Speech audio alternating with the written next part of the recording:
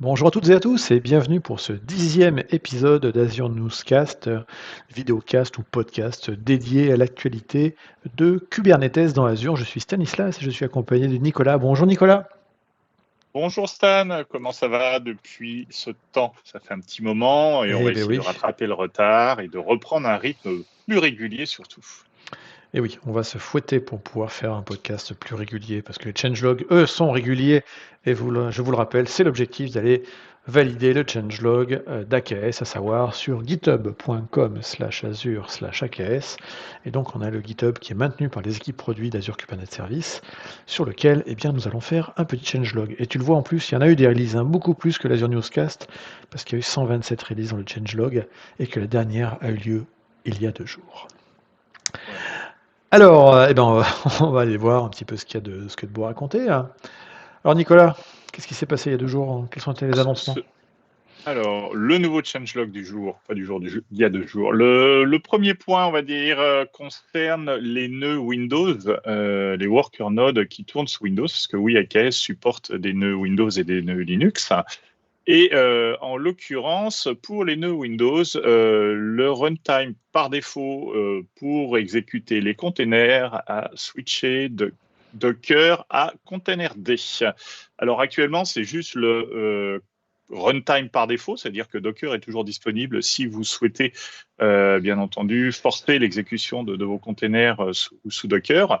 Maintenant, sur les prochaines versions de Kubernetes, donc à partir de la 1.24, il n'y aura plus le choix, ce sera uniquement Containerd et non plus Docker qui ne sera plus supporté. Donc autant anticiper, je rappelle que pour l'instant on est sur AKS à la date du 25 mars 2022 sur une version maximale de Kubernetes de 1.22.6 je pense. La 1.23 va arriver courant avril et que le projet Kubernetes au sens large open source, lui est déjà en 1.23 et la prochaine release sera donc la 1.24, donc ça s'approche. Ça vaut le coup du coup de passer et de tester vos workloads Windows avec ces nouvelles versions effectivement derrière. Alors, point petit important également, vous savez que dans AKS, on privilégie l'usage de l'authentification avec Azure Active Directory. Et donc, quand on est un utilisateur normal, on va faire son AZ Get Credential, et puis ensuite, quand on va faire une première commande kubectl, eh bien, il va vous demander de passer par le process traditionnel que vous avez pour vous loguer quand vous êtes sur une CLI, à savoir se connecter sur le portail d'Azure avec son login et de donner les droits du coup à la CLI. Le comportement va un petit peu changer, plutôt c'est dans le format en fait des credentials sur Azure Active Directory, donc pour les clusters qui sont en Azure Active Directory. En fait, quand on avait des systèmes automatisés, on utilise kubelogin. Et là, pour le coup, en fait, ça va être kubelogin qui va être imposé tout le temps dans le format d'authentification quand il y aura de l'Azure AD. La bonne nouvelle, par contre, c'est que si vous êtes l'utilisateur, l'humain, qui utilise l'Azure CLI, vous serez prompté pour télécharger ce kubelogin. Et donc, il faudra l'installer dans le pass. Et donc après, ça ne fera pas de changement, entre guillemets, il n'y aura pas plus de changement que ça. Si vous avez déjà un cube config, ça va marcher, et puis vous pourrez écraser votre cube config avec le nouveau paramétrage. Le kube login est important parce que c'est un projet qui est dans le repo d'Azure, hein, à savoir Azure, github.com/azure/kubelogin. Et c'est vraiment un produit qui est donc un client qui permet justement l'implémentation d'authentification à Azure Active Directory. Donc quand vous avez des pipelines de toute façon et un cluster AKS avec en authentification Active Directory, de toute façon il y a déjà probablement de fortes chances que vous utilisiez déjà le kubelogin parce que vous n'avez pas le choix. Voilà. Donc voilà, là du coup ce sera pas que pour les pipelines, il y aura kubelogin, vous l'aurez également en tant qu'utilisateur. Voilà, c'est juste un changement de format derrière. Une fois qu'il sera installé, il n'y aura pas de souci derrière, ça sera mis à jour automatiquement. Ça a le mérite d'uniformiser la manière de faire de partout. Exactement. Nouveauté également? Alors, une petite nouveauté, alors c'est pas fondamentalement énorme, mais c'est vrai que quand on fait de l'AKS, quand on fait du Kubernetes, souvent ce qu'on attend de nos applications, c'est qu'elles soient résilientes et hautement disponibles. Et on avait le serveur de métriques qui collectait les métriques qui n'existaient qu'en une seule instance dans le cluster. Donc là, à partir de la 1.23, le serveur de métrique est déployé en 2 instances, donc 2 pods sur le cluster. Ce qui a pour impact d'augmenter un petit peu la consommation de ressources, puisqu'au lieu d'avoir une instance, on en a 2 et on multiplie par 2 la consommation de mémoire. Donc on a 54 mégas qui sont consommés en plus. Donc c'est pas énorme, mais par contre, si vous utilisiez des critères assez stricts pour le déploiement de vos pods, avec des limitations, et que vous remplissiez les workers au maximum, vous pouvez vous retrouver avec un worker qui du coup a 54 mégas en moins et déclencher des rebalances de pods. Voilà, donc c'est le petit truc à avoir en tête. On y gagne en résilience et juste s'assurer qu'il ne peut pas y avoir d'impact sur le beau déploiement. Donc effectivement, le Kubernetes 1.23, c'est la prochaine release d'AKS. En termes de version, ce sera probablement pour le mois d'avril. Probablement parce qu'effectivement, si on lit les lignes en dessous, on a le Kubernetes 1.20 qui sera déprécié et supprimé des versions disponibles lorsque vous déployez un cluster le 7 avril 2022. Donc là, je pense qu'on est aligné sur le calendrier du projet Kubernetes. Et donc, ça veut dire qu'à partir de cette date, effectivement, il faudra être en 1.23. Donc, les versions supportées seront donc la 1.23, la 1.22 et la 1.21. Et donc, on sera bien sur 3 versions supportées. Je rappelle que le cycle de release de Kubernetes est désormais d'une version tous les 4 mois. Et qu'il y a une rétrocompatibilité, ou plutôt un support, pas une rétrocompatibilité, mais un support sur les 12 derniers mois. Donc, du coup, ça vous fait 3 versions, tout simplement. Voilà. Intéressant également, pas mal de petits changements en termes de réseau. Si vous avez des gabarits de VM Windows qui supportent l'Accelerated Network, eh bien, il sera donc sur les nouveaux Node Pool Windows, on va l'activer par défaut, l'Accelerated Network. Je rappelle que l'Accelerated Network consiste à faire basiquement du SRIOV, et donc en gros d'outrepasser certaines couches de virtualisation en utilisant le matériel directement pour des meilleures latences. Également assez intéressant, un flag sur le Single Placement Group flag sur les VMSS. Là encore, l'idée est de rassembler au plus proche en fait des machines pour des raisons de latence, et ça c'est particulièrement vrai pour des gabarits un peu particuliers, c'est-à-dire tous ceux qui ont des VM qui vont avoir de l'infini-band et des cartes réseau RDMA, donc capables effectivement de bufferiser et d'envoyer tout ça sur le réseau. Donc ça va vraiment être très spécialisé pour le coup sur les séries H. Les séries H, je les rappelle, ce sont les séries spécialement pour le HPC, donc elles intègrent effectivement ces drivers et ces capacités d'infini-band ou de RDMA. Et puis les séries N également, les séries N qui contiennent en gros les GPU NVIDIA, même s'il y a une série N qui fait également de l'AMD, mais on va dire généralement du NVIDIA, et qui sont utilisés effectivement parfois sur des traitements de type batch ou HPC. Alors, ceux qui sont identifiés par le petit R dans leur nom seront concernés. Donc quand vous avez une standard HB12, HB120R, le petit R il est là, le R pour RDMA, et ben, elles seront concernées. Donc ces VM là seront concernées automatiquement. Et au passage, on a également celle-ci, dont on reparlera tout à l'heure dans la partie autre actualité, qui va être spécialement dédiée au multi-GPU. Point important, les drivers InfiniBand aujourd'hui ne sont pas automatiquement chargés. C'est pas parce que le single placement est fait qu'on a des gabarits avec de l'infiniband que les drivers sont chargés, et donc ils ne sont pas automatiquement, c'est une opération à faire. On a prévu dans un futur proche directement de charger en fait ces drivers directement avec un daemon set. En fait, exactement comme on le fait aujourd'hui avec les drivers NVIDIA sur les VM qui ont du NVIDIA. Historiquement, les drivers n'étaient pas installés, il fallait faire une opération a posteriori, et puis ensuite on a mis en place une mécanique pour charger les drivers automatiquement par ces mécaniques-là. Voilà. On continue un petit peu plus bas.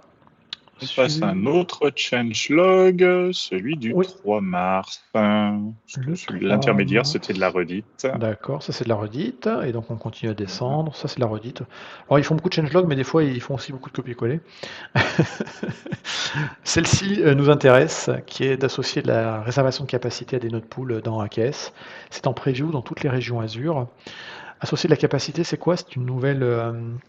donc ce qu'on appelle les capacités groupes dans Azure vous permettent en fait de vous garantir que vous aurez la ressource nécessaire si vous faites du scale-out dans une région Azure donnée. Donc en gros, vous allez payer pour être certain de toujours avoir en fait les ressources que vous avez besoin, même si vous ne les utilisez pas à un instant T. Donc quand on va avoir des mécaniques où des clusters vont s'agrandir, etc., on peut arriver dans certains cas, en fonction des périodes, en fonction de l'activité, où on va voir certaines régions d'Azure qui, pour certains gabarits de machines virtuelles, eh ben, il y aura plus de demandes que d'offres, hein. Et donc du coup, on peut se retrouver des fois à avoir un cluster qui n'est pas capable de grimper, simplement parce qu'en fait, il y a plus de slots disponibles pour ce type de gabarit dans la région donnée Azure, et du coup, bah, notre cluster ne peut pas scaler. Donc si on veut être certain que le cluster puisse scaler jusqu'à un certain nombre, on peut du coup faire des réservations de capacité et les associer au node pool. Donc la réservation de capacité n'est pas liée à la caisse, elle est liée vraiment à la notion de machine virtuelle et de réserver dans une région donnée, d'être certain qu'on aura cette capacité-là. Là, la nouveauté, c'est qu'on peut l'associer du coup à des node pools AKS. Alors, tu avais une très bonne théorie sur la partie sur Spot et ça, et je pense que c'est bon. Je pense que c'est probablement Oui, ce qu'il y a alors, derrière. ouais. Et du coup, c'est vrai que je voulais élever le point qu'en fait, il ne faut pas confondre donc, les réservations de capacité avec les réserves d'instances, donc les instances réservées, qui sont une autre manière, qui sont une manière de faire plutôt de l'optimisation financière. C'est-à-dire que si on a des VM et on sait qu'elles vont tourner pendant 12 mois, 18 mois, 24 mois d'affilée, vous pouvez en gros les préacheter. C'est-à-dire qu'en gros, vous engagez à les laisser allumer 12 mois ou 24 mois. Et nous, en termes de capacity planning, donc c'est intéressant parce que ça va nous permettre de mieux gérer le capacity planning et en contrepartie, bah, vous avez une réduction sur ces VM. Donc c'est vraiment deux choses différentes. Et la capacity réservation, c'est une manière pour vous de ne pas utiliser une ressource, de ne pas la payer, mais juste de payer le fait qu'elle soit disponible quand vous en aurez besoin. Et nous, en attendant, bah, bien entendu, ces ressources, on va s'assurer qu'elles seront disponibles quand vous en aurez besoin, bah, on va chercher à les optimiser. Et ma théorie, c'est que derrière, ce sont les VM de type spot, donc celles qui sont disponibles mais qui peuvent être retirées à tout moment, qui servent à faire ce pool, en fait, ce buffer, exactement, où on permet à des gens qui ont un besoin mais qui n'est pas critique d'utiliser ces VM-là. Et puis le jour où vous en avez besoin, bah, on leur dit non, on arrête votre VM et puis on attribue les ressources hardware pour faire tourner la vôtre. Donc je pense que c'est un équilibre comme ça et c'est une manière de faire du capacity planning dans les data centers qui est assez intéressante. Là encore, là, ce n'est que des spéculations de notre part, exactement, basées comme Nutella sur 20 ans d'expérience. Changement également, petit changement sur le comportement quand un cluster crée un VNet par défaut dans Azure. Tout à fait. Donc c'est en fait c'est dans Azure très souvent dès qu'on va déployer de la production, on va paramétrer et on va définir tous les paramètres de chacun de nos petits de nos réseaux, de notre cluster et ce genre de choses. Mais on peut aussi tout simplement soit utiliser le portail, soit laisser faire les déploiements par défaut qui vont du coup prendre un certain nombre de valeurs par défaut pour régler les settings du réseau et notamment le plan d'adressage. Et on a une évolution donc sur les paramètres par défaut qui étaient utilisés quand on demandait la création donc d'un cluster. Typiquement, le VNet, le NetMask, donc le nombre de machines qu'on pouvait créer dans le NetMask pour le VNet Manager va évoluer. Donc, on passe d'un /8 à un /16. Et en plus, on a un changement du plan d'adressage puisqu'on passe de 10.000 à 10.240.00/16. Voilà. Et l'autre part, c'est le default node subnet address, donc qui change aussi. Et là, c'est le même principe, donc changement du netmask, donc agrandissement du réseau, et changement de l'adresse aussi, qui passe de 10.224.00.12 à 10.224.00.16. Et bien voilà. Et donc, alors du coup, ça me permet d'amener un truc. Quand on fait du test, les déploiements par défaut, les configs par défaut sont toujours intéressantes. Par contre, quand vous faites de la prod, pensez à bien fixer dans vos templates de déploiement, que ce soit de l'ARM, du Terraform ou autre, tous les paramètres critiques et vitaux pour éviter les mauvaises surprises de ce genre-là. Sachant qu'effectivement, quand on fait de l'infra as code, généralement, on va venir créer le cluster dans un environnement existant, le raccorder à un VNet qui est déjà existant, donc on aura moins ces soucis. Mais c'est toujours bon de savoir qu'il y a ces petits changements. Eh bien, on se retrouve dans une minute et on va switcher, on va faire des slides, où on va parler d'autres nouveautés qui ne sont pas dans le changelog, mais qui ont été annoncées sur news.update, etc. Et puis on va finir la compilation un petit peu de toutes les nouveautés de ce super épisode. Eh bien, on va passer à d'autres nouveautés qu'on n'a pas listées dans le changelog ou que les équipes n'ont pas listées, mais qui sont néanmoins bien arrivées sur AKS. Donc, on l'a vu tout à l'heure, hein, effectivement, aujourd'hui, à la date du 25 mars 2022, on est en 1.22 en JA sur AKS. La 1.23 est en preview, vous pouvez la tester. Elle sera JA, donc du coup, a priori, je dirais vers le 7 avril, hein, si on considère que la 1.20 sera dépréciée à partir du 7 avril. Donc pensez bien à faire vos montées de version de Kubernetes pour ne pas vous retrouver, si vous êtes par exemple aujourd'hui en 1.19, si la 1.20 disparaît, vous ne pourrez pas faire le passage 1.19, 1.21. Alors Nicolas, il y a un truc assez intéressant que du coup, qui va un peu simplifier la chose quand on déploie de l'AKS. Quand on déploie de l'AKS, ce qu'on fait, c'est qu'en général, on vérifie quelle version on peut déployer et on est toujours sur un versionning quand on choisit la version d'AKS, où on doit définir la version majeure, la mineure, et la version des patchs. Alors la version majeure, pour l'instant, c'est assez simple, hein. On est toujours en 1, ça c'est bien. Par contre, les versions mineures, c'est celles qui vont évoluer régulièrement, tous les 4 mois désormais. Par contre, les versions... Et donc ça, c'est régulé, c'est schedulé, c'est planifié. La version de patch, ça peut changer à tout moment si par hasard, effectivement, il y a une nouvelle mise à jour de sécurité qui est importante, on fait une montée de version et du coup, les anciennes versions, on les fait disparaître. Ce qui fait que du coup, des fois dans vos codes, des codes vont plus marcher parce qu'ils vont essayer d'appeler une version qui sera plus disponible, une version de patch qui sera plus disponible. Donc la bonne nouveauté, c'est qu'on introduit en preview la notion d'alias. Donc désormais, vous ne serez plus obligé de choisir en fait la version du patch. Vous pourrez simplement dire je veux la version majeure et mineure Intel, et puis en fait on vous prendra la dernière version. C'est rien, c'est un petit plus, c'est cadeau. Il vous faut juste une CLI effectivement supérieure à la 2.31, et il vous faut l'extension AKS Preview, qui est une extension importante, hein, on le connaît, parce que tout ce dont on parle, à chaque fois qu'il y a une petite bannière Preview sur le côté là, et en général c'est fait, on va pouvoir le manipuler par la CLI, et ce sera au travers de l'extension AKS Preview. Nicolas, plein de fonctions qui sont arrivées en GA, certaines on va en parler juste après. Est-ce qu'il y en a que tu veux détailler ou qui te font plus plaisir que d'autres? Non, c'est bon. Après, voilà, on retrouve les start-stop, ce genre de choses qu'on va évoquer après. Le FIPS Enable Node Pool qui peut être intéressant quand on est dans des environnements financiers ou bancaires ou assurances qui nécessitent le respect de certaines réglementations. Donc ça, c'est intéressant.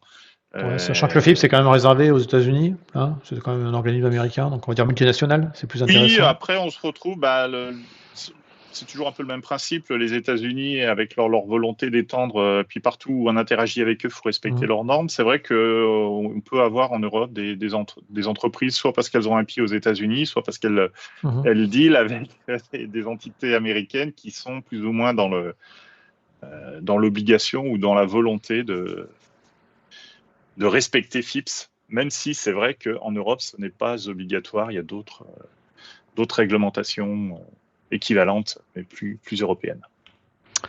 Alors par contre, ce dont tout le monde est à peu près d'accord, c'est que le Center of Internet Security, qui est un site web, une organisation qui propose des documentations de durcissement de différents environnements, hein, pour avoir une bonne posture de sécurité. Donc ils ont plein de documents, ils en ont pour Azure, ils en ont pour AWS, ils en ont pour Kubernetes, ils en ont pour Windows, ils en ont pour plein de choses. En l'occurrence ici, ce qui va nous intéresser, c'est qu'il y a ce white paper, ce CIS benchmark qui existe pour Kubernetes, et que du coup, les équipes d'Azure ont pris ce document et ont évalué, alors quand ils l'ont évalué sur la 1.20, mais ils ont évalué en gros les recommandations qui sont proposées pour sécuriser un environnement Kubernetes du CIS par rapport à un environnement AKS, sachant qu'effectivement, nous, on a nos propres règles de sécurité, de durcissement, etc.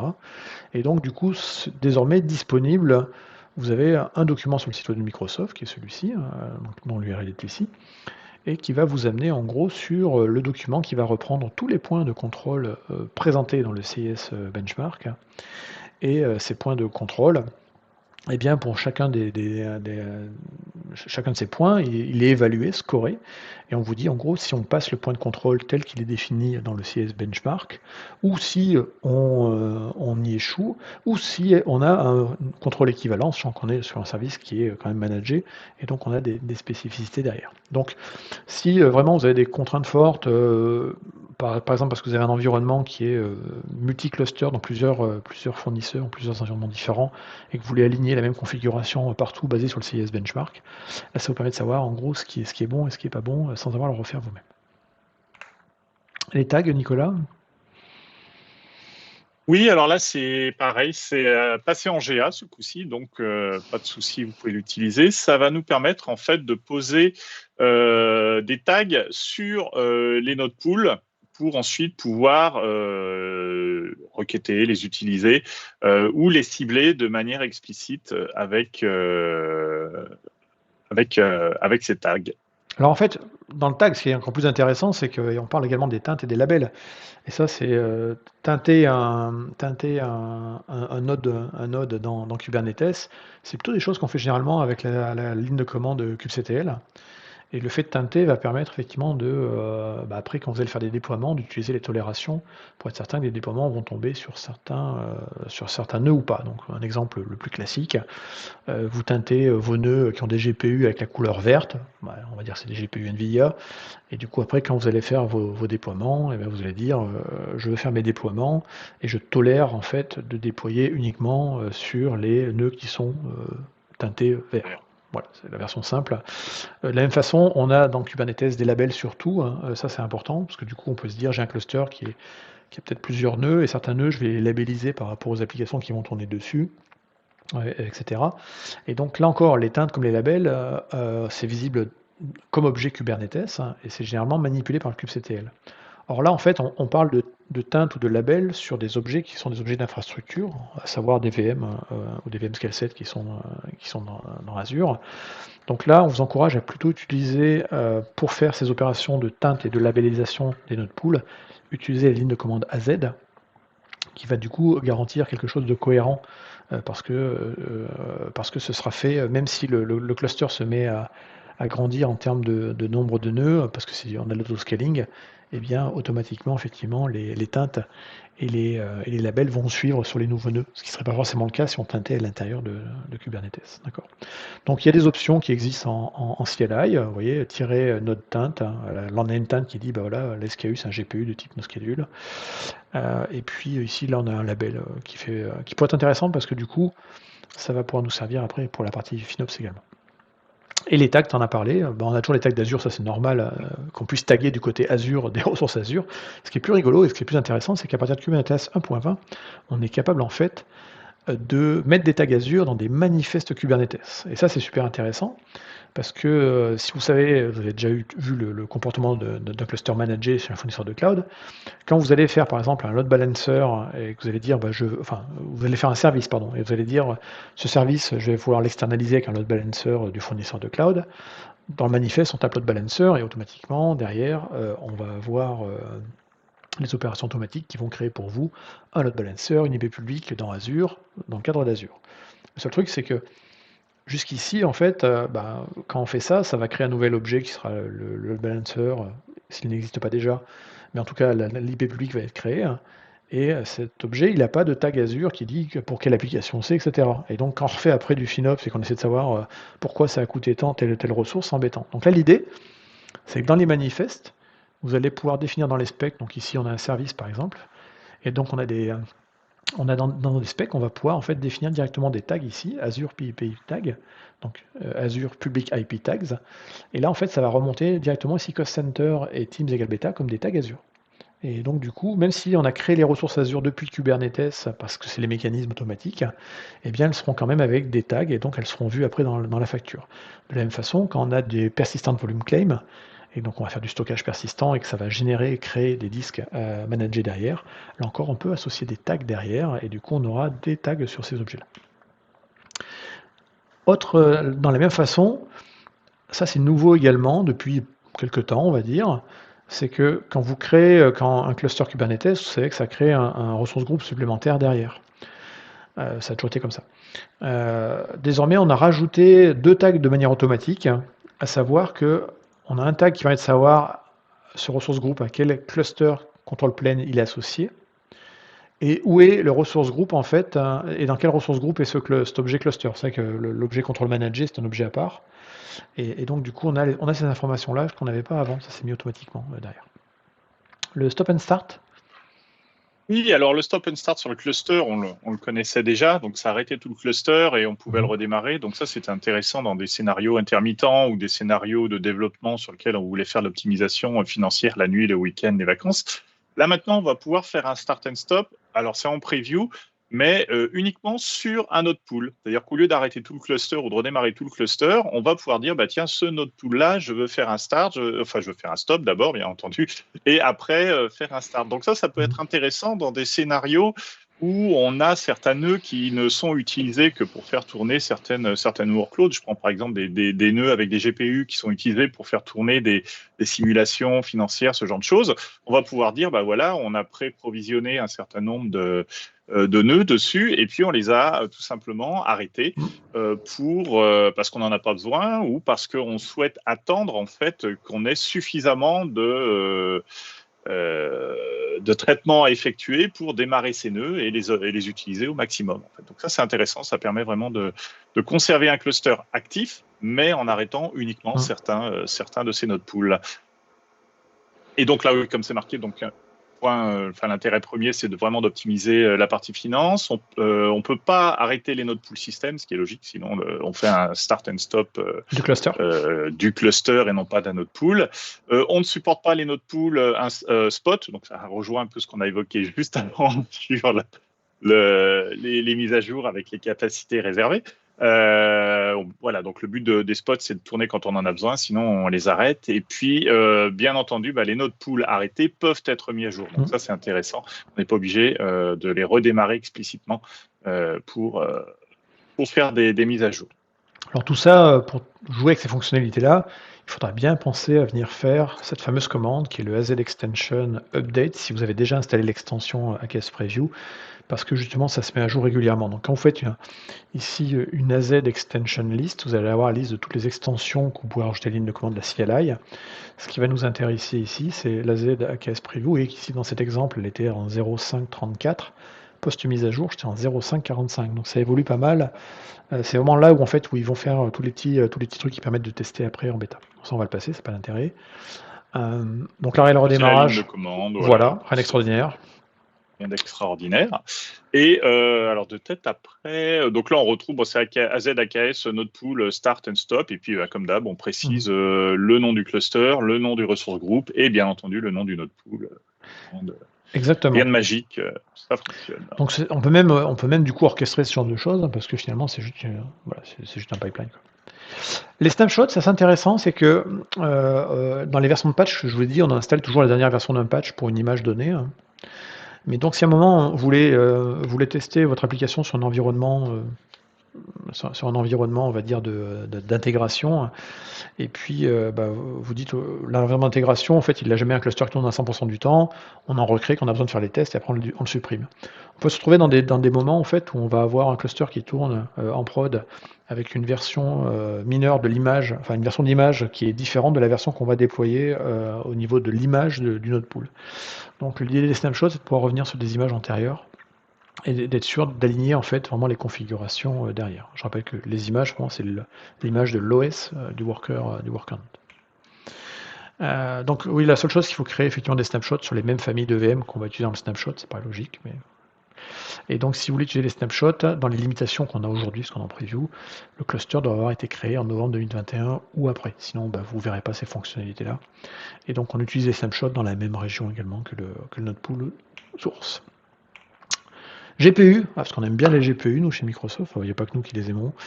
D'ailleurs, avec une bulle ici qui fait qu'on ne voit pas tout à fait le A100 qui monte, mais alors, si on faisait ça comme ça, c'est pas grave, on va le voir après ici, hop, voilà. Donc, en gros, on a des GPU A100 qui sont dans Azure, et ces GPU A100, Donc c'est du gros GPU NVIDIA qui va être installé dans des châssis particuliers. Et en gros, les machines virtuelles vont les connecter, se linker en fait à ces GPU. Et donc les A100 sont des GPU très très puissants parce que donc on est sur les générations 2020. Alors, désolé pour l'image, mais ici quelque part à peu près par là, donc sur la valeur 11 ici, le plus haut, on a la barre de la A100. Voilà, en termes de puissance. Et donc ça, c'est sur les plus grosses applications HPC, si on fait un comparatif entre les générations de GPU d'NVIDIA de 2016 versus 2020. Donc là, vraiment, il y a un gros push. Donc les P100 comme les V100, on les a dans Azure. Hein. C'est des séries N de différentes générations. Et puis bah, les A100, c'est des nouvelles qu'on va avoir du coup. Alors on va les associer pour l'instant qu'à un seul gabarit de VM, qui est un gabarit assez gros. Hein. C'est donc il n'y a qu'une seule machine qui marche pour faire cet usage. Ça s'appelle le ND96 AMSR A100 V4. C'est long comme nom, mais on comprend qu'on a un A100 dedans, qu'on a du RDMA parce qu'il y a le R ici, le S qu'on a du SSD, le M je sais plus pourquoi, le A c'est de l'AMD en processeur. Memory Optimized, Voilà, le Memory M. Optimize, voilà. Et puis le 96, c'est qu'on a 96 corps quand même sur la machine. Hein. Et avec Avec, 2 Tera de mémoire. avec 2 Tera de mémoire, effectivement, donc ça c'est gros. Et puis du stockage SSD de 6 Tera également. Et les GPU, qu'est-ce qu'on a derrière? Potentiellement, on peut avoir en fait, attaché par NVLink à 8 GPU à 180 Go. Ce qui est pas mal, il faut le reconnaître, avec un prix du coup qui est associé. C'est là, du coup, c'est toujours intéressant de rappeler que quand on utilise ce genre de grosses machines, il faut savoir choisir le bon vecteur d'achat, au-delà de bien les arrêter quand on n'en a pas besoin. Mais si vous êtes en paiement à Zugo, vous voyez que vous êtes à 26 000 euros. Si on est en spot, on n'est plus qu'à 10 700 euros, avec potentiellement le risque d'être préempté. Mais si c'est juste pour faire des entraînements ou des choses où il n'y a pas des gens connectés en permanence dessus en applicatif, l'économie est Oui. vachement, ouais, ça peut être intéressant. Sinon, il reste les options de la réservation, de dire bah, je m'engage à la faire tourner, enfin elle va tourner 24/7, et du coup j'ai des prix qui sont meilleurs. À mon avis, il y a matière à optimiser le prix Azugo avec ce genre de choses. Donc voilà. Donc on est sur effectivement des A180, donc voilà, ça c'est pareil, c'est des valeurs qui viennent de chez Nvidia, c'est pas nous là pour le coup, sur les performances pour de l'entraînement de modèle AI. Ouais, les A100 en 80 Go sont très très grosses effectivement en termes de patates. Voilà. Et donc ces machines-là, elles ont ces cartes graphiques, je sais pas si on doit parler encore de cartes graphiques d'ailleurs, c'est GPU, voilà. C'est GPU plutôt. Ces GPU, en fait, ils ont la capacité d'être découpables. C'est-à-dire que ça fait quand même des gros GPU très puissants. Et donc, on a la capacité, en fait, d'allouer des tranches. Et donc, NVIDIA, sur ces GPU-là, peut séparer, entre guillemets, la puissance d'un GPU à 100 en tranches, en instances. Et il peut y avoir jusqu'à 7 instances, en fait, par GPU. Et du coup, quand on va créer dans AKS des GPU Node Pool, on va pouvoir choisir en gros le niveau de puissance qu'on va vouloir avoir et donc le nombre de tranches qu'on va vouloir avoir. Et donc on parle de 1 septième chaque fois, donc en gros on va pouvoir avoir 1 septième, 2 septièmes, 3 septièmes, 4 septièmes, alors il n'y a pas 5 septièmes, hein, et après on passe à 7 septièmes. Je ne me demande pas pourquoi il en manque ici, mais c'est comme ça que ça marche. Et là du coup on a les fractions de puissance de calcul et les fractions de mémoire de la carte du A100 et le nombre d'instances qu'on peut créer derrière. Voilà. Donc ces valeurs-là sont intéressantes parce que c'est celles-ci qu'on va voir quand on va créer un autre pool. On va venir dire, je veux un cluster qui sera un cluster avec des cartes découpées.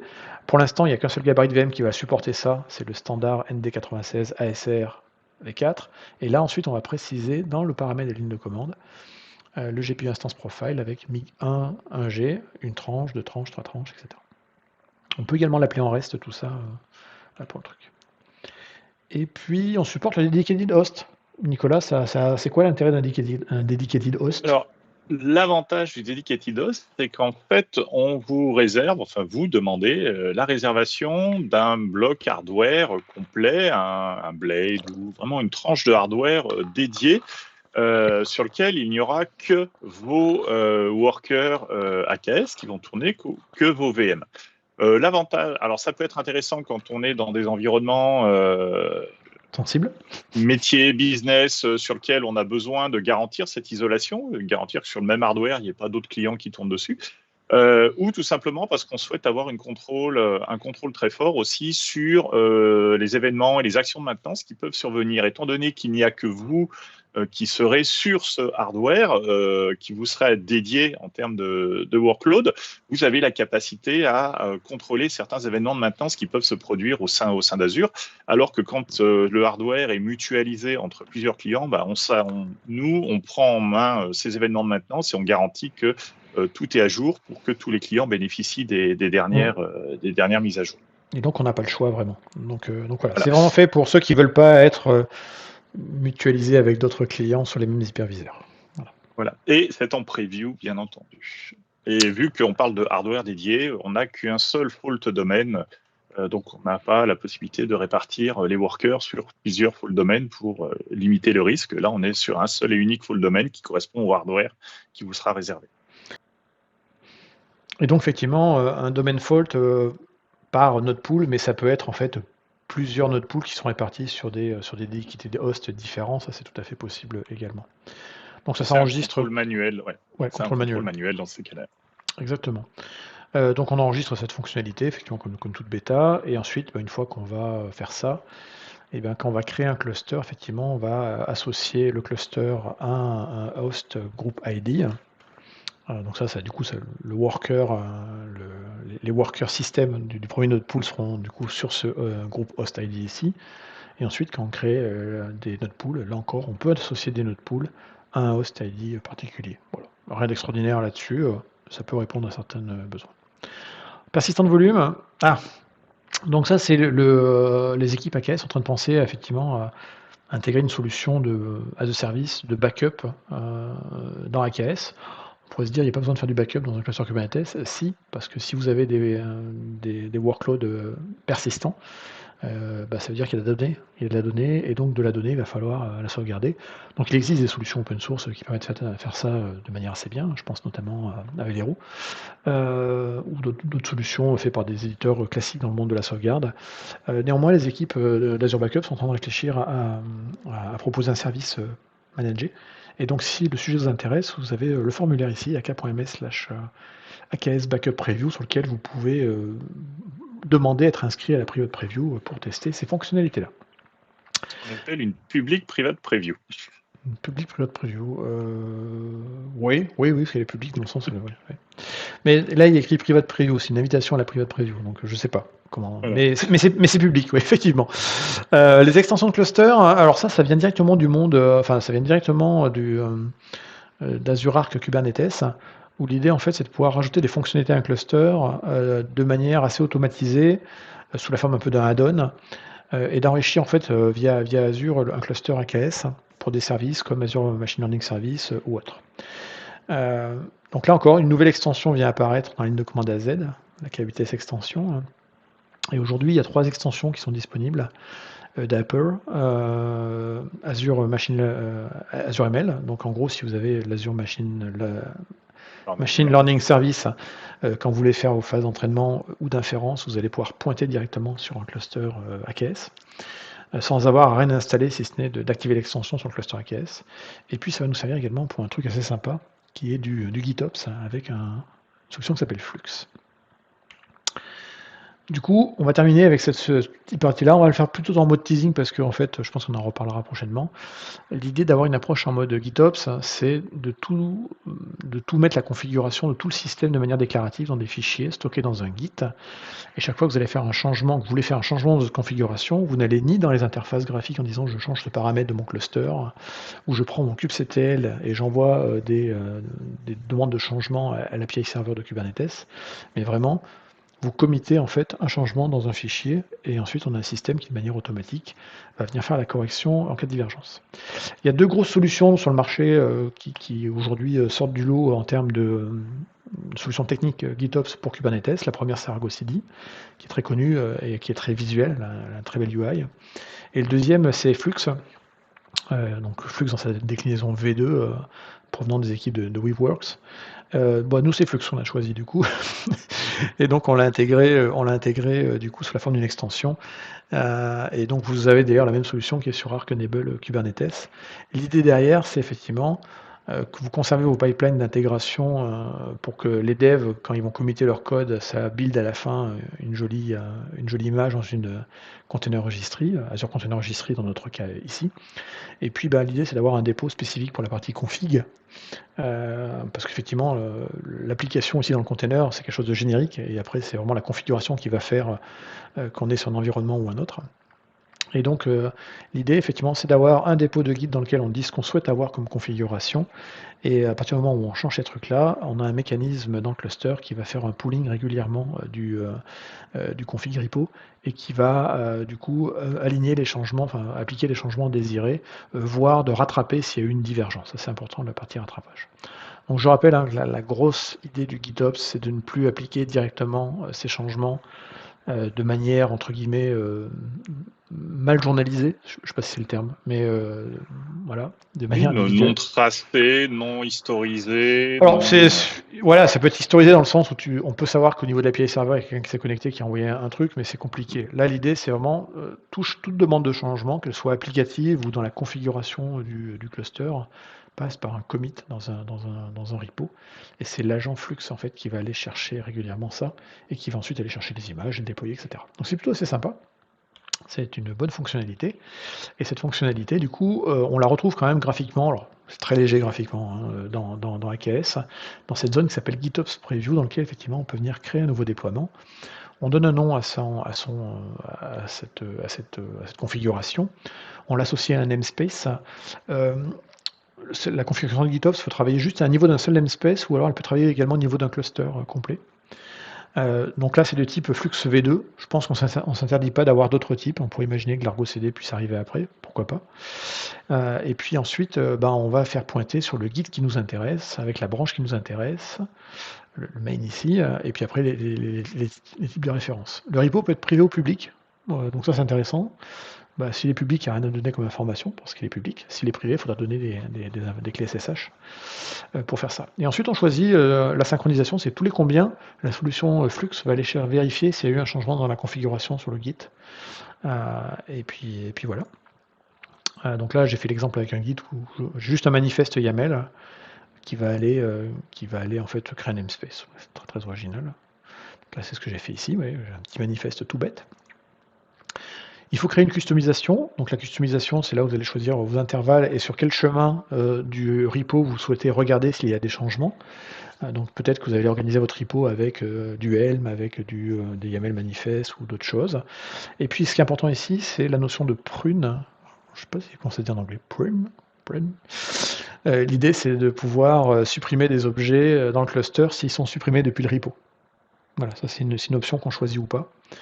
Et après, l'option force, elle est là pour dire au contrôleur de Kubernetes de recréer des ressources si elles n'ont pas été changées et qu'il y a un changement, si elles ne peuvent pas être changées et qu'on demande à faire un changement dans un champ immutable, voilà, tout simplement. Bon, il y a beaucoup de paramétrage sur Flux, je ne vais pas rentrer dans le détail aujourd'hui, je pense que c'est une occasion qu'on le fait un peu plus tard. Et globalement, l'idée, c'est de vous simplifier la vie pour la création de ces configurations-là, qu'on pourrait faire d'ailleurs en CLI directement avec Flux, il n'y a pas de... et qu'on préfère en CLI, bien entendu, avec AZ, avec la ligne de commande AZ.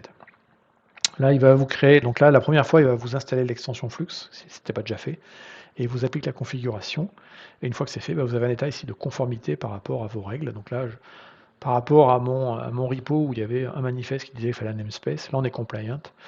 Ça veut dire qu'il a effectivement appliqué les changements et qui sont disponibles. Et ensuite, vous avez le détail derrière de quand ça a été appliqué, sur quelle branche c'était, etc. On peut, si on vérifie mon exemple ici, on voit effectivement que le namespace a été créé. Et puis si on va dans le namespace Flux System qui est installé par l'extension GitOps, on va avoir ici l'ensemble des pods constituant la solution Flux.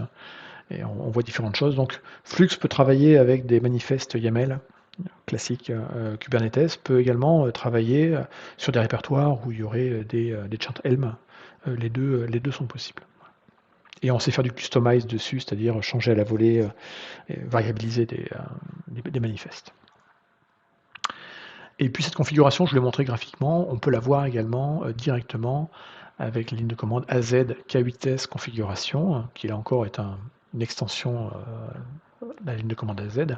Et là, du coup, vous avez ensuite tout le détail de votre configuration, ce qu'on a vu tout à l'heure avec les paramètres, les fameux paramètres force, prune, etc.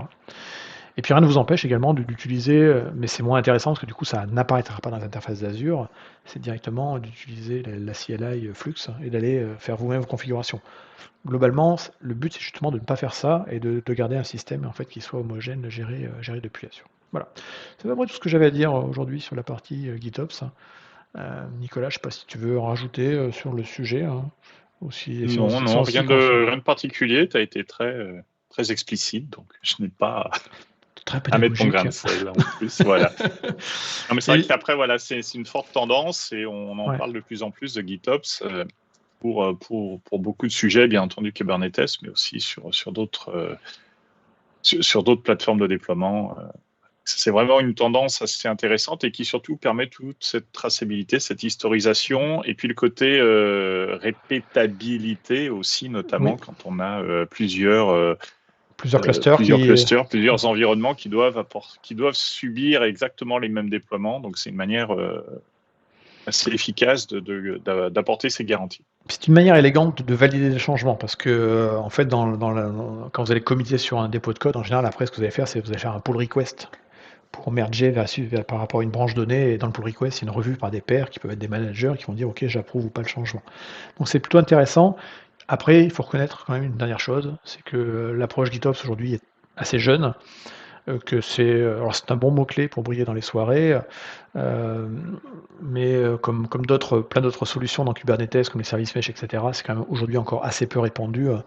La majorité des cas, quand vous avez du Kubernetes, vous avez entre guillemets, des pipelines classiques de type CI/CD, et puis voilà. Donc néanmoins, ça vaut le coup d'y jeter un œil, de savoir que ça existe, de l'avoir dans le radar, et puis on en reparlera probablement dans des prochains épisodes d'Azure Newscast.